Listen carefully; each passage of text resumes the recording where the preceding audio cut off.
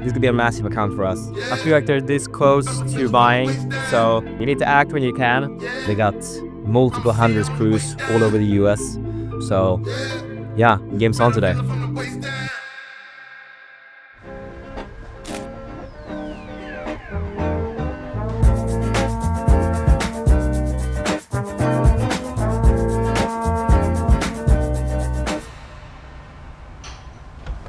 What's happening? Daily journaling. I do this every day, and I've worked out a formula that I'm trying to keep, and I think it just increases the chances of me achieving my goals significantly. Every year I sit down and I do a personal retreat where I try to identify and list my goals and break them down into quarterly and more easily identifiable goals, and I remind myself about them every day, and then I follow a journaling structure to make sure that I stay aligned to those and keep myself accountable to them. And what are the plans for today? I got a lot of calls, so I'm just gonna crank them out, and then in the afternoon we're taking the pickup and going an hour north of Austin, visiting one of our potential customers' sites. I have a meeting with their management team earlier today, and hopefully, fingers crossed, they sign off for starting a proof of concept. So we're gonna take one other project, load it into our platform, go up, visit their site managers, train them on the platform, and have them start using it and have them evaluate it for 1, 2, 3, 4 weeks. And if they like it, we go ahead with a full implementation. And this could be a massive account for us. They got multiple hundreds crews all over the US. So yeah, game's on today. I feel like they're this close to buying, so you're gonna smida medan järnet är varmt, as we say in Sweden. You need to act when you can. So I'm jumping in the car. I'm going an hour north of Austin because I know they have one of their part offices right there. Meet up with one of their site supervisors or PMs, trying to get into load the project on spot. Really, put the proof of the pudding is show them how easy it is to get their fast in there, giving some training, and hopefully that can push them across the line. So fingers crossed, early next week we could have a sign for these people. It's just tenacity that you need to have. Don't accept that no.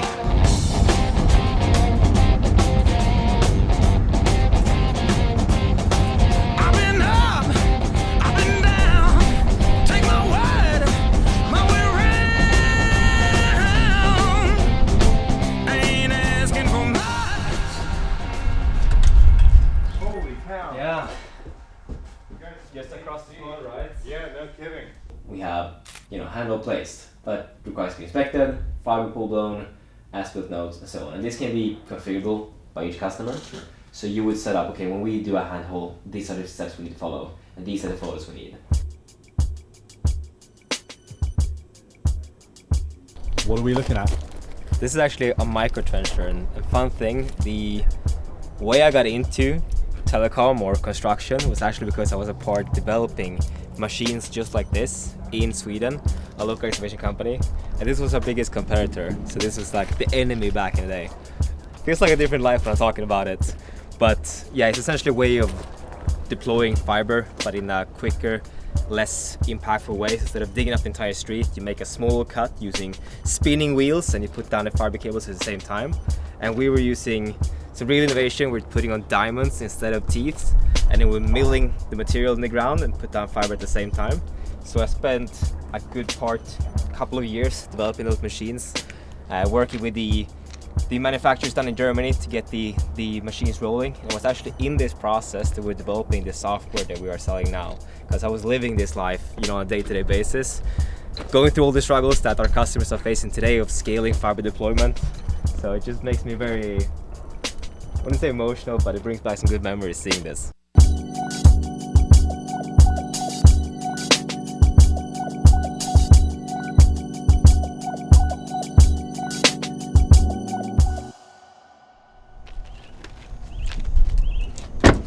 I'm gonna go hang out a little bit with a new friend we just made this week, also an entrepreneur, and there's a big difference being in places like Austin and all these big cities in the US.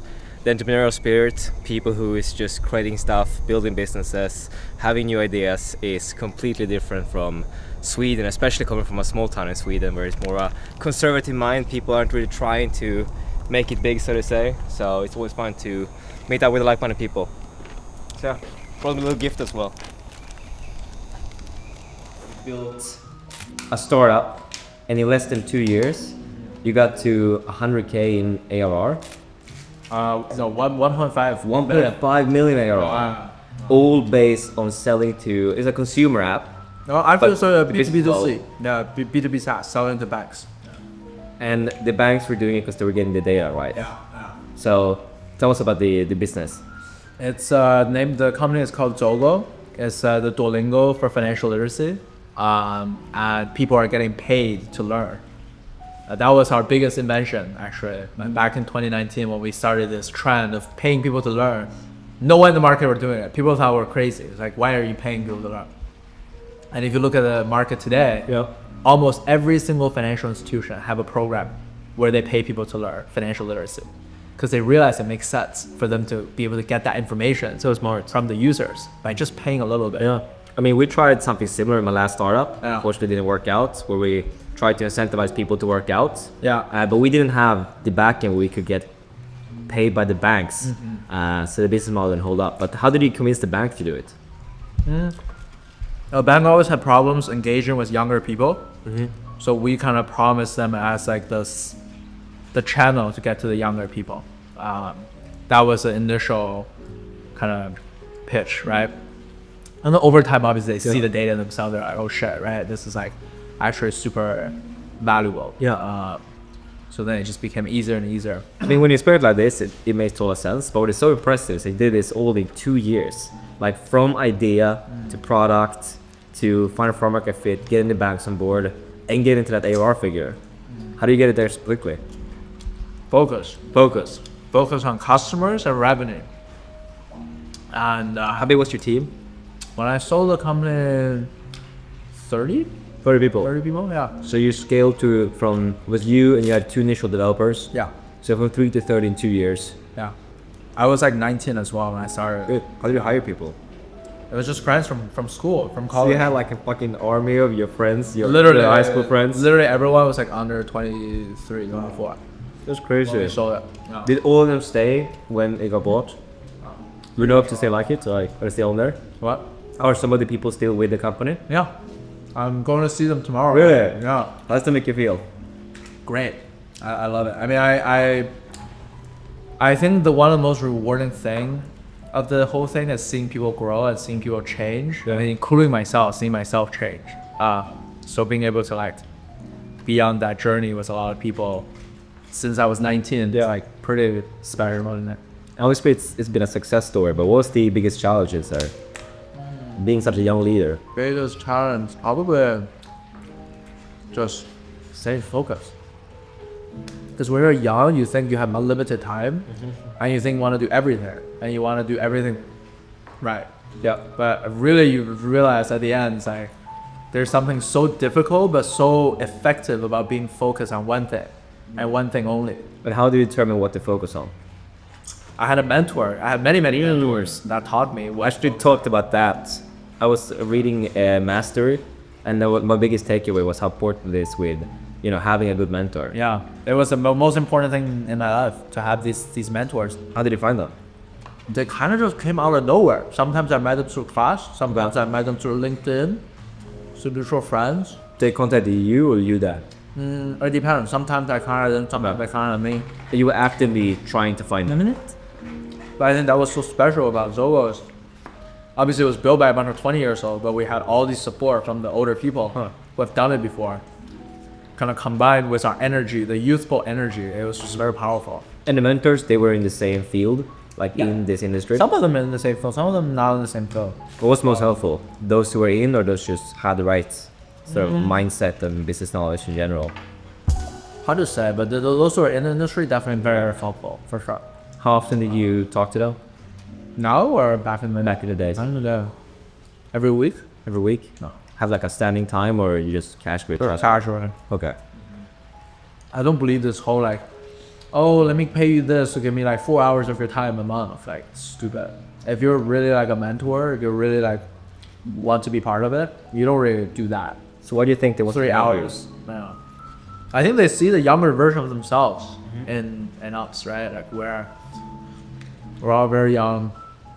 We're super inexperienced, but also like very driven. So I think they see a little bit of themselves when they first started. I mean, that's kind of what I'm trying to do now as well. I mean, it's like passing it forward. Yeah, I mean, I have the same. I have a lot of people who just contact me, just cold DM me, LinkedIn, Instagram, asking me to like have a call. And I love to pass by the knowledge I have, especially the field that I built or the startup that I ran. Yeah. And it's kind of nice to pay it back. And I think you'd be surprised how many people are actually willing to set aside some time for mentoring. So yeah, I think just if you want to find a mentor, just show that you're doing cool stuff and like that you're really passionate about it, because people will want to see you succeed, at least if they've done it before themselves. Yeah. I saw this great quote earlier today, and it was like, society is made up of young people, inexperienced and stupid enough to try crazy shit and succeed every time. Yeah, I mean, those who think they can change the world are those who does, because they're so, what's the word for it? Naive. We're so, yeah. That's what my friends always say about me being very, because I don't know any like pop culture stuff. I don't know anything. Like, I'm so illiterate. Yeah. But you know, I think like sometimes and also I'm very lazy as well. Like I don't want to do anything. I just want to sit down. But then sometimes it forces you, because you're so lazy and you're so illiterate, it forces you to think of creative solutions for like the 100 grand thing I told you about. Yeah. It's just because I don't want to do it myself. I think it's two things. One is force you to be creative. Yeah. Number two is that once you sort of get a little bit of traction, a little bit of money, you delegate quicker. Yeah. Because, you know, your time is the most important thing. You can never get more time yourself. Yeah. So you need to figure out how you can effectively scale, put processes in place so you can do less work and focus on what actually matters. 100%. I'm a cool cat. Fuck that. Tell them bitches I'm a top dog. Get shot, rolling when I let the propane outside. Bunch of niggas doing donuts. Yeah, got the money in the headlight. Big dog every time we hit the red lights. Just shine, ain't nothing but a good day. Don't die, ain't teach him how to pump fake. Big shot.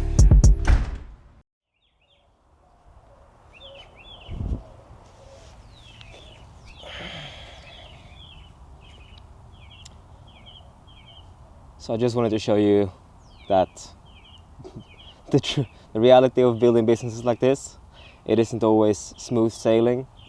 I just had a call with one of my biggest accounts. They've been with us pretty much from the start, and they filed for bankrupt. So they're no more, and there were actually two companies put together, so we're losing both those clients. And you know, it just sucks. I mean, we've worked so bloody hard this year, and I put extremely harsh goals for myself, and I treat them like, you know, life will be over if I don't reach them. And with this, pretty much all the work we've done this year is almost undone.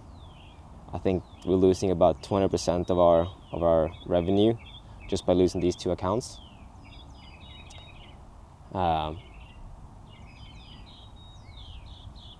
Yeah, but I've had some time to process this now, and you need to look at it on the positive side. Obviously it's worse for them than it is for us. We're gonna be able to recover from it, and if you look on the bright side, it's gonna be hundreds of people leaving these companies, and they're not gonna just stop working, you know, they're gonna go to a new company. And hopefully we've done our job so well that they will remember us and they will recommend us to their new employers. So this could, instead of being a loss, it could be an opportunity for growth.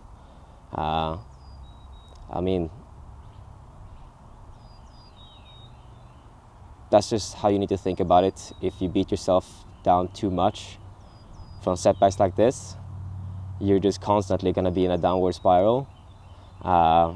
Instead, I'm just trying to feed off it, give me another boost of energy to just go out there and just do it even better tomorrow than we did yesterday. But yeah, entrepreneurship, it's a roller coaster ride. What can I say?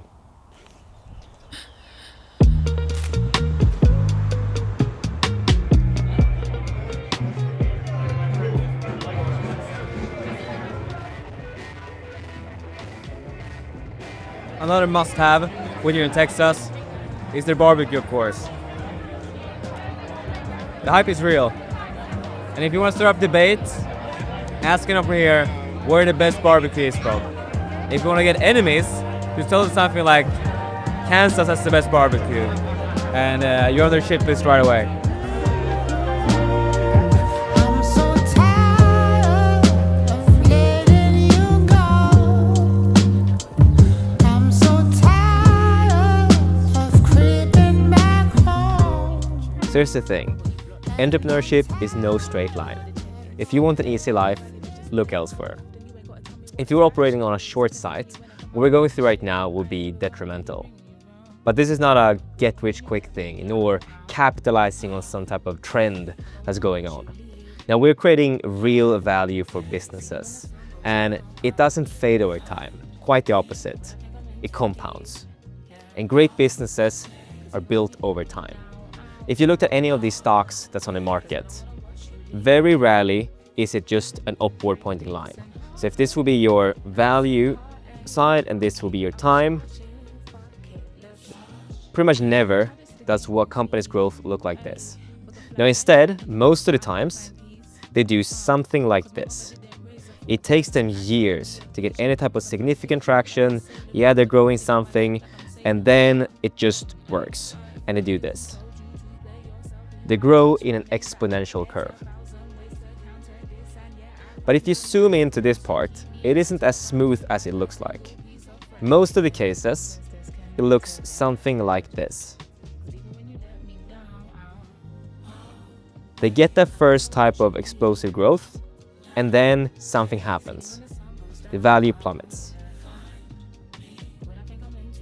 But then it continues to grow at an even higher pace before until something new happens and it goes down like this. They figure that out, they continue their growth, and this is how it continues. Now, if we look at the curve that we've had for the past years,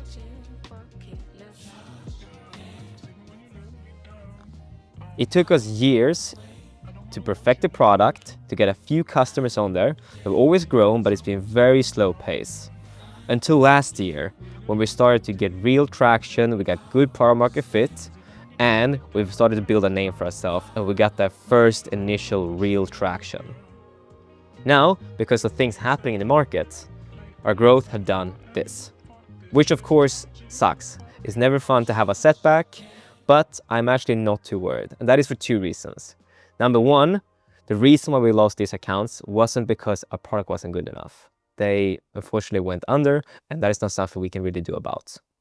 Number two, I think we're just on the start of explosive growth. You see, we have done a lot of work at the beginning of this year, and we are exiting out of a startup phase and going into a scale-up phase. But I feel like we put the groundwork down this year, and now we're finally going to be able to enjoy and capitalize on that and get this growth back to an even more impressive trajectory. Short-term visions build businesses that fades. Long-term thinking create legacies that last. Flowerpot, they can all be named Flowerpot because they're all the same. Same thing here, I want it to be included, so I want to have the splitter 1x8. So the fun thing when you're traveling like this, you meet so many people who do cool shit, and last week at the gym, I met this guy who made $3.9 million in sales and going door to door, like door knocking, selling stuff at the door. And I got so inspired that yesterday when I went to bed, I was like, wait, I wonder if it works for our business. So I Googled up all the internet service providers, our customers, that was along the route on my way home from my customer meeting today. And I just went door knocking. So I showed up and I was like, who's in charge? And two of the places, they couldn't point me in the right direction, or like they weren't interested. But one were super interested. So Socknet, this small service provider out of Texas, I have the founder. Apparently they're gonna sell the company. And they were looking for a solution to manage some of the things that we are dealing with. So yeah, I gotta follow up with them next week, and we'll take it from there. What are the plans for tonight? The plans for tonight, we're gonna head back, hopefully squeeze in a gym sesh, and then we're gonna have some friends over for barbecue tonight.